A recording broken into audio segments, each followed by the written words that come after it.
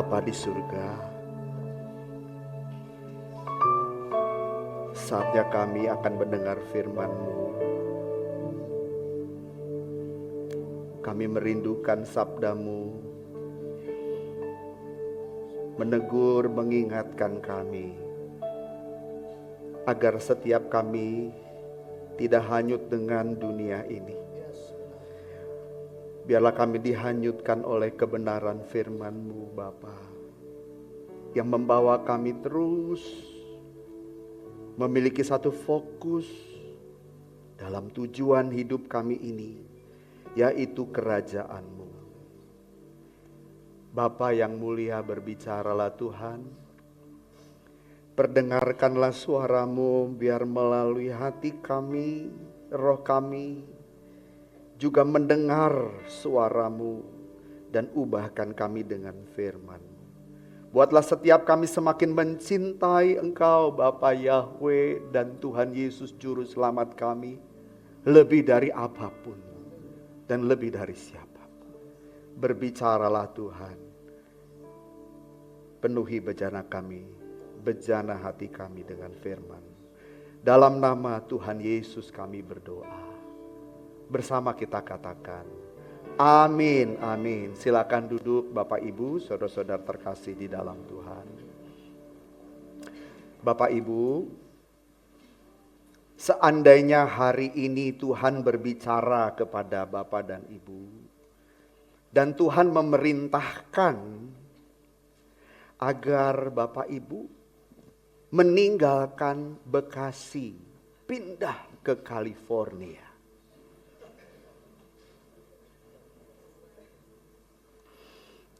Bagaimana reaksi Bapak dan Ibu? Saudara dengar secara langsung Tuhan berkata, wahai anakku, hari ini engkau harus mempersiapkan diri pindah dari Bekasi ke California. Apakah kita langsung berkata, siap Tuhan? Siap Tuhan. Ku jawab ya Tuhanku. Tadi kita nyanyi gitu ya. Ini jalanku, panggilanku. Ku jawab ya Tuhanku. Apakah demikian Bapak Ibu? Wahai anakku, tinggalkan pekerjaanmu, pindahlah dari kota Bekasi ke California. Apakah kita berkata, siap Tuhanku? Ku jawab ya Tuhanku. Emang udah lama pengen pindah dari Bekasi.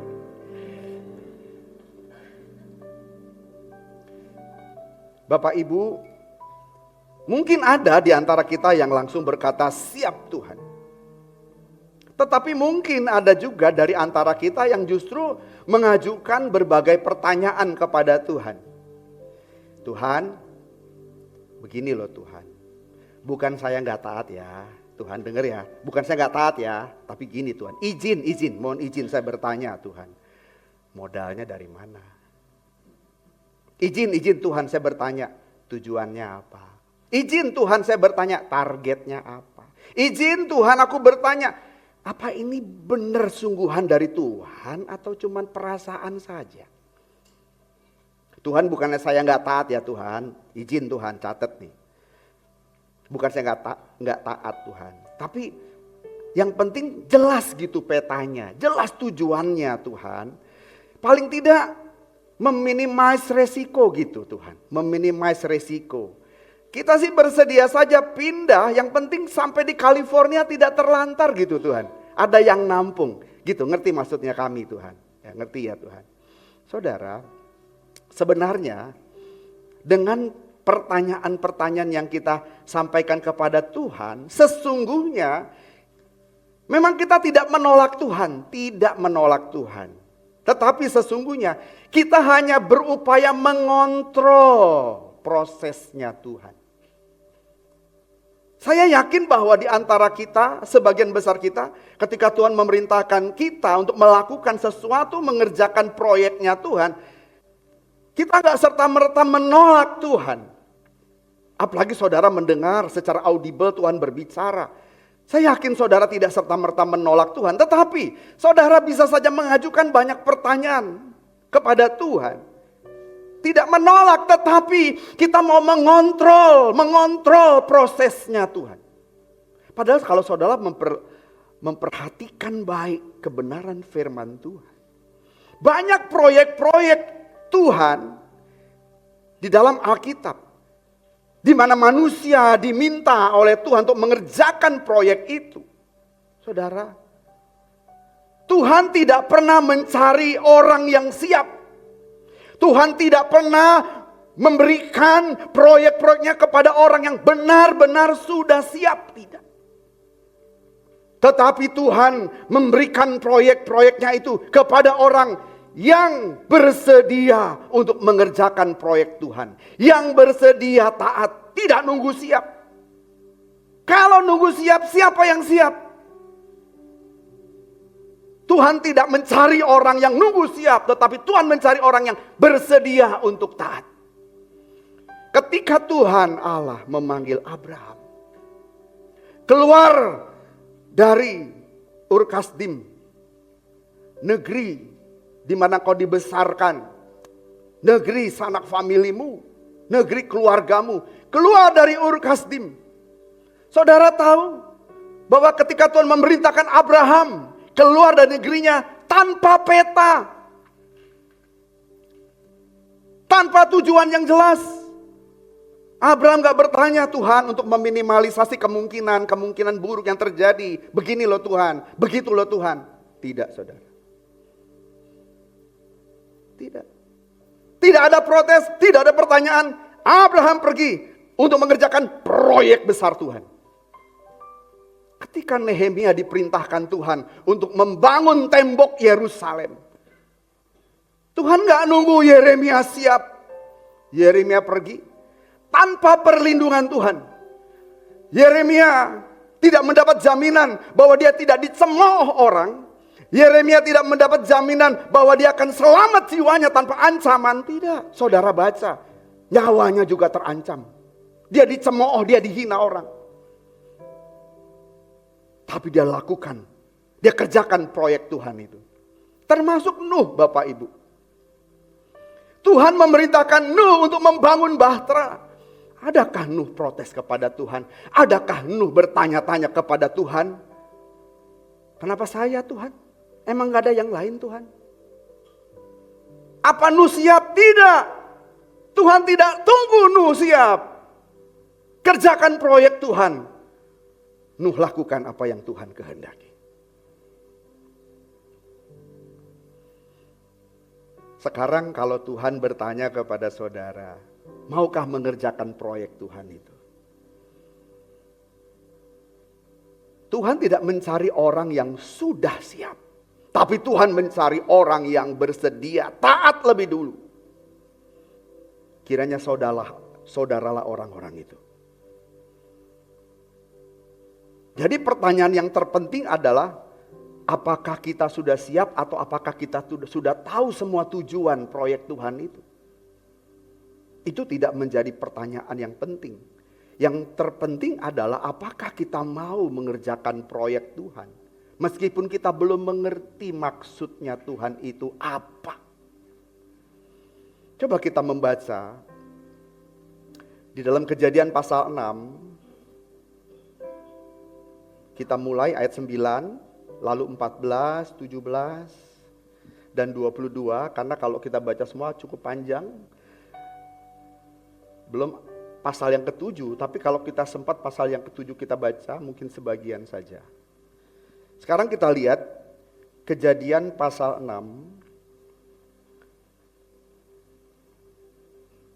Kejadian pasal 6 ayat yang ke-9 dulu kita baca. Saya minta kesediaan Pak Roy. Pak Roy untuk baca. Terima kasih. Kejadian 6 ayat 9. Ayat 9. Inilah riwayat Nuh. Nuh adalah seorang yang benar dan tidak bercela di antara orang-orang sezamannya. Dan Nuh itu hidup bergaul dengan Allah. Ayat 14. Buatlah bagimu sebuah bahtera dari kayu gofir. Bahtera itu harus kau buat berpetak-petak dan harus kau tutup dengan pakal dari luar dan dari dalam. 15. Beginilah engkau harus membuat bahtera itu, 300 hasta panjangnya, 50 hasta lebarnya, dan 30 hasta tingginya. Buatlah atap pada bahtera itu dan selesaikanlah bahtera itu sampai sehasta dari atas dan pasanglah pintunya pada lambungnya. Buatlah bahtera itu bertingkat bawah, tengah, dan atas. Ayat 22. Lalu Nuh melakukan semuanya itu, tetapi tepat seperti yang diperintahkan Allah kepadanya. Demikianlah dilakukannya. Bapak Ibu perhatikan, saat kita membaca kisah Nuh ini memang tidak secara menyeluruh kita baca, saya yakin saudara pasti pernah baca. Sekarang kita sudah baca kembali, walaupun tidak sepenuhnya kita selesaikan ayat demi ayat. Ada sesuatu yang menarik. Ada sesuatu yang menarik Bapak Ibu. Yang pasti apa yang Nuh lakukan, Nuh benar-benar menyelesaikan pembangunan bahtera itu dengan tepat, presisi. Dengan tepat, presisi. Tetapi ada satu yang mengganggu logika kita Bapak Ibu. Tuhan memerintahkan Nuh membangun bahtera. Tuhan sampaikan, bangun, buatlah bahtera yang terbuat dari kayu gofir. Jadi bahannya jelas, materialnya kayu gofir. Buatlah dengan ukuran panjang. Itu panjangnya kira-kira Bapak Ibu ya. Kira-kira ya. Kalau bangunan bertingkat itu sampai lantai 45. Kira-kira gitu. Tingginya. Maaf, panjangnya. Kita bayangkan bangunan tingginya 45, bangunan itu coba ditidurkan. Nah, panjangnya kurang lebih seperti 45 tingkat. Itu panjangnya. Sementara tingginya itu kira-kira 5 lantai. Kalau gedung ini 4 lantai berarti tambah 1. Nah, itu 5 lantai. Tingginya bahtera.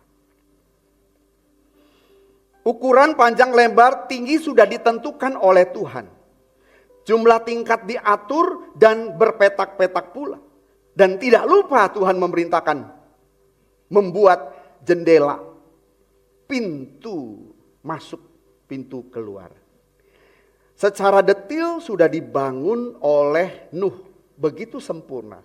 Tetapi satu yang saudara kalau perhatikan ada yang tidak ada.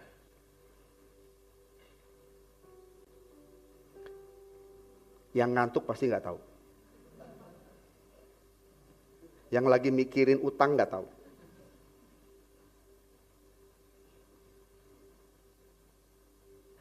Ada yang tidak dia buat. Saudara tahu? Saudara mau tahu? Apa yang nggak ada? Ya? Kalau mahasiswa bisa jawab begini, sudah pasti nilainya A. Yang tidak ada adalah kemudinya, setirnya.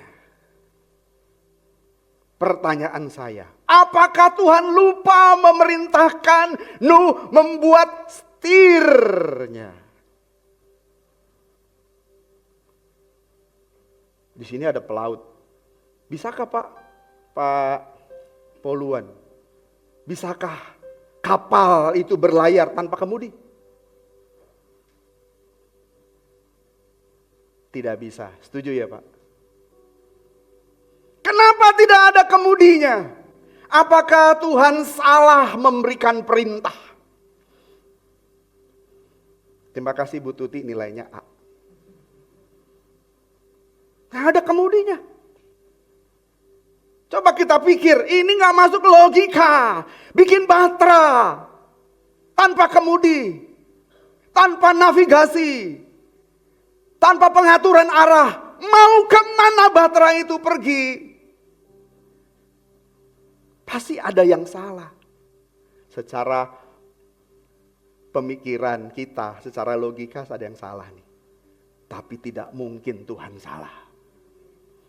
Tidak mungkin Tuhan salah dalam memberikan perintah. Tuhan juga tidak mungkin lupa.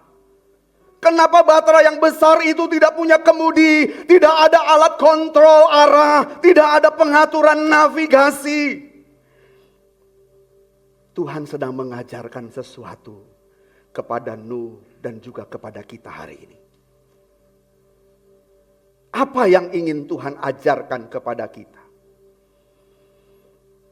Keselamatan hidup saudara tidak tergantung kepada kemudi hidup saudara, tapi bergantung kepada Tuhan yang mengontrol hidup saudara, yang mengambil alih kemudi hidup saudara. Berikan kemuliaan bagi Tuhan. Mengenai hal ini akan saya jelaskan Bapak Ibu. Yang pasti di ayat 22, Nuh melakukan semuanya itu tepat seperti yang diperintahkan Allah kepadanya. Nuh tahu apa yang harus dibangun, Batra. Nuh tahu bagaimana membangunnya. Tinggi, lebar, bagaimana dengan ukurannya. Tapi satu hal yang Nuh tidak tahu. Bahan-bahannya dibuat dari apa? Nuh tahu, tetapi ada yang Nuh tidak tahu. Satu, kemana bahtera itu akan berlabuh. Kalau seorang kapten kapal membawa kapal, dia tahu kemana kapal itu akan berlabuh atau bersandar. Nuh tidak tahu kemana bahtera itu akan bersandar atau berlabuh. Tidak tahu. Yang kedua, berapa lama mereka harus berada dan terapung-apung di atas permukaan air? Nggak tahu. Saudara, kira-kira ada drama nggak di dalam kapal itu? Ada drama nggak? Kalau Pak Poluan berbulan-bulan terbiasa di kapal. Saya jangankan naik kapal, naik pesawat saja. Naik pesawat Pak. Dari Beijing pernah satu kali ke Amsterdam. Saya bosan Pak. Duduk salah, berdiri salah. Kita berdiri ditegur. Duduk, nggak boleh kan? Nggak boleh, emang naik kereta jalan-jalan dulu kita gerak-gerakin. Ya sebenarnya pura-pura ke toilet boleh, tapi nggak boleh kelamaan langsung ditegur. Kecuali kita naik angkot. Kadang-kadang kita keluar dari jendela ya kan. Keluarin kepala kita. Nggak bisa, bosan. Coba. Ada drama gak kira-kira di kapal itu? Anaknya bertanya, ayah, masih berapa lama lagi kita terapung-apung ayah? Jawaban Nuh apa? 3 hari lagi nanya, ayah, masih berapa lama lagi kita terapung ayah? Jawabannya gimana Pak Yohanes? Sabar dalam susah sukarmu. Nuh sendiri kira-kira sabar gak? Bosan gak? Pasti bosan. Nuh juga manusia, bosan. Dan pertanyaan yang sama juga disampaikan berulang-ulang, jawab juga bosan. Sampai mungkin, udah gak usah nanya lagi kau. Nanya-nanya mulu. Mungkin begitu kali. Ada drama. Lalu ibunya bilang gini, ayah, itu sapi-sapi udah kekurangan makan ayah. Iya, tenang. Anak yang satu langsung, ayah, itu harimau udah kurang pangan ayah. Siapa yang harus dipotong ini? Banyak drama. Berapa lama lagi ayah kita terapung-apung? Makanan sudah tiris nih, persediaan udah habis nih, bagaimana? Yang mengerikan lagi begini, ayah, apakah kita tidak akan pernah keluar dari bahtera ini ayah? Mati aku. Itu drama. Sedangkan di rumah kita aja ada drama. Ketika istri kita buka tempat beras. Lalu dibawa ke kita, ke suaminya. Mau masak apa kita hari ini? Itu drama. Langsung telepon Pak Alek dulu. Minta beras masih ada nggak di gereja? Saudara itu masih ada drama. Saudara pikir cuma sehari 2 hari terapung-apung bahtera itu. Tidak Bapak Ibu. 370 hari. Berarti 1 tahun lebih. Terombang-ambing 1 tahun lebih. Nek saudara. Itu sebabnya. Tuhan memerintahkan tidak membuat kemudi. Sebab kalau Tuhan menciptakan kemudi, manusia punya kecenderungan untuk mengontrol proses kerja Tuhan. Berikan dulu tepuk tangan bagi Tuhan. Begitu cerdasnya Tuhan. Dan di situ Tuhan mengajarkan kepada Nuh untuk taat. 100% taat. Nuh tidak pernah masuk sebelum Tuhan memerintahkan masuk. Saudara kalau baca di ayat pasal yang ke-7, tunggu Tuhan memerintahkan Nuh masuk, baru Nuh masuk. 7 hari menjelang hujan lebat, Tuhan berkata, masuk. Semua kumpulkan binatang-binatang sepasang. Bahkan Tuhan menunggu satu binatang yang paling lambat jalannya. Supaya dia bisa masuk ke... Saudara pernah lihat binatang yang jalan yang namanya sloth? Benar-benar slow. Namanya juga sloth. Kukang ya kan? Jalannya begini Bapak Ibu. Tolong bayangin coba. Mirip gak sama kukang? Jalannya lama banget. Kukang sudah begitu lama. Ada lagi yang lebih lama, siput. Dan sepasang-sepasang ditungguin. Kapan masuknya? Saudara tahu berapa lama Nuh membangunnya? Kalau start umur 600, 500 dia mulai membangun. Sampai anaknya dewasa. Satu generasi mungkin dia membangun bahtera 70 tahun. Tanpa melihat hujan. Coba. Kan dia dicemooh orang. Tunggu hujan. Dia bangun di atas gunung. Bego. Orang mah bangun di laut. Bukan di gunung. Dia bangun. Dia gak dengerin orang, dia gak peduli. Pokoknya Tuhan suruh. Hari pertama, hari kedua, tahun pertama, tahun kedua. Tapi dia tetap bangun. Tetap bangun. Itu bicara ketaatan. Sudah jadi, dia nungguin binatang masuk. Berhari-hari. Sampai Tuhan berkata, tutup. Baru dia tutup. Langsung hujan. Tunggu 7 hari. Itu orang yang dia lagi gini-gini. 7 hari. Woi, ada yang nibuk gak kira-kira? Protok. Woi, ngapain lo? Bego lo gitu kan. 7 hari baru hujan muncul. Hujan 40 hari saudara. Dan semua mata air terbuka. Bahkan dari langit pun muncul. Persis ketika terjadi kemarin, mirip-mirip ya. Yang di Aceh. Itu bukit-bukit mengeluarkan air begitu banyak. Ngeri Bapak Ibu. Ngeri Bapak Ibu. Ngeri. Kemarin hujan deras gitu aja mengerikan, ya kan? Mengerikan. Lalu petir menyambar-nyambar. Petir menyambar-nyambar Bapak Ibu. Dan mengerikan. Mengerikan, sangat mengerikan. Kalau kita membaca pasal yang ke-8, pasal yang ke-7 maksud saya, coba kita cek. Pasal yang ke-7.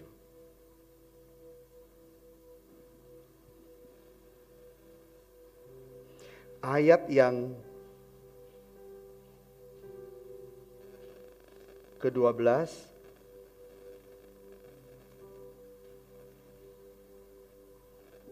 18 dan 19. Silakan Pak Roy. Ayat 12.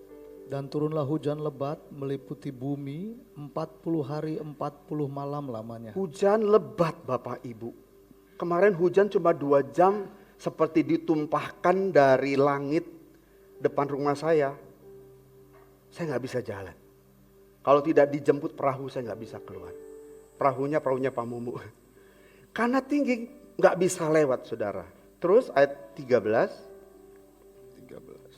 Pada hari itu juga masuklah Nuh serta Sem, Ham dan Yafet, anak-anak Nuh dan istri Nuh dan ketiga istri anak-anaknya bersama-sama dengan dia ke dalam bahtera itu.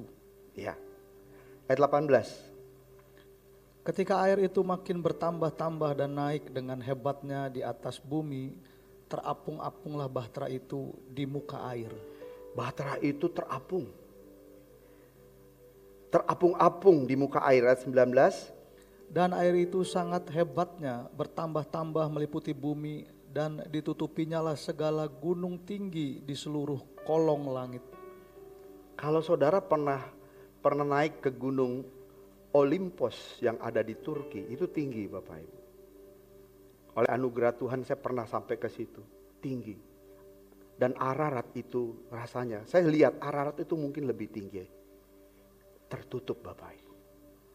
Olimpos mungkin lebih tinggi dari Ararat, ketutup Bapak Ibu. Dan orang pasti mengejar bahtera ini. Tapi gunung yang tertinggi pun tertutup. Mengerikan hari itu. Nah, sebelum hujan datang, orang mengolok-olok. Dan mungkin sebagian keluarga Nuh juga mulai ragu nih, bapak kita udah gila kali ya. Seperti kemarin ada pendeta, orang Afrika, yang bangun bahtera, ya kan? Tapi kiamat gak datang. Coba bayangin hari itu. 7 hari sudah di dalam, gak turun hujan. Tapi hujan pun turun. Dan bumi dipenuhi air. Dan hebatnya, bahtera itu terapung-apung tanpa kemudi. Siapa yang mengemudikannya saudara? Elohim Yahweh Bapa di surga. Amin. Kenapa tanpa kemudi? Karena kalau ada kemudinya, maka manusia akan mengatur arah bahteranya itu. Dan memang bahtera diciptakan bukan untuk berlayar.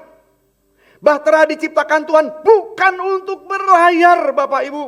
Tetapi diciptakan hanya untuk keselamatan manusia dan binatang-binatang yang sudah dipilih untuk masuk ke bahtera itu. Bukan untuk berlayar, makanya gak ada kemudinya. Tapi kalau gak ada kemudi kan berbahaya. Iya, karena manusia kalau punya kemudi, dia akan menggunakan kemudinya untuk menyelamatkan dirinya sendiri. Benar Bapak Ibu. Sekarang ya contoh ya. Contoh nih. Kalau saudara naik pesawat, gak pegang kemudi. Saudara pasrah kan? Tapi kalau saudara punya mobil sendiri, bawa mobil, bawa kendaraan. Saudara pegang kemudi. Saudara ada di tol. Tetap berada di tol atau keluar tol, siapa yang ngatur? Ya saudara kan, karena punya pegang kemudi. Macet nih keluar tol, tambah macet. Kita pegang kemudi, padahal navigasi sudah bilang begini, terus. Memang 30 meter ke depan ada kemacetan. Tetap bertahan gitu kan. Kita pegang kemudi. Macet nih, kita keluar. Lebih macet saudara. Karena saudara tidak taat kepada navigasi yang ada. Sistem navigasi berbasis GPS.